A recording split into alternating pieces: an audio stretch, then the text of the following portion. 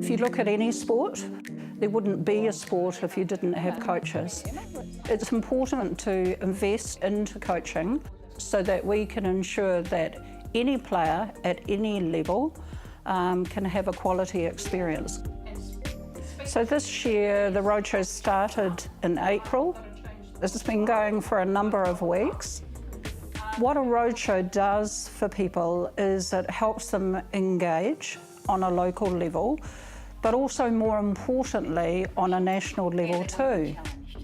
Community netball is where those game skills and game smarts are learnt. So the high quality coaches that are reaching out to young players at this age group is really important.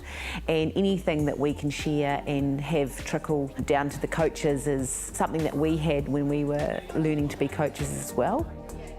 Sometimes we forget that our elite level coaches have come from a community pathway. So it's really nice to provide those linkages and actually inspire some of these community coaches here tonight to actually do the things that our experienced facilitators are doing. In terms of like playing on concrete versus playing indoors at AC, you know, so are there more injuries outdoors? I've seen a lot of young people with some pretty gnarly injuries at such an early age, and that's been something that's been playing on my mind.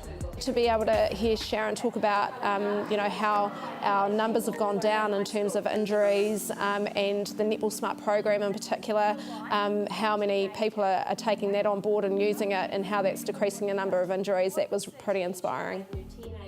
The way we run the workshops is a lot about questions. What do you see? If you work with them the idea that they really come up with the answers, then we get great buy-in and then they start driving the Netball Smart program rather than us driving it. Some of the questions are more based around, is what we're doing okay? And when you talk about the story, there's a coach from up in Northern Alb who emailed me after the workshop and said, I just want to share with you my planning around what am I doing in the environment. And it's okay what they're doing. By giving it a go and by coaching and putting their hand up is a fantastic story in itself. And then in the Waikato area where we had two coaches come from Tolaga Bay, the East Coast, where Camille Dupuis from, and they're coming down and sharing their stories around what they're doing and it suits their context and their environment. So much you can read through books and online, but I mean, coming to these and meeting other coaches and just learning from people who have been there is very important. We want our coaches to be confident when they go out there and coach their teams, and we want them to provide really quality sporting experiences to our netball players so they stay engaged in the game for life.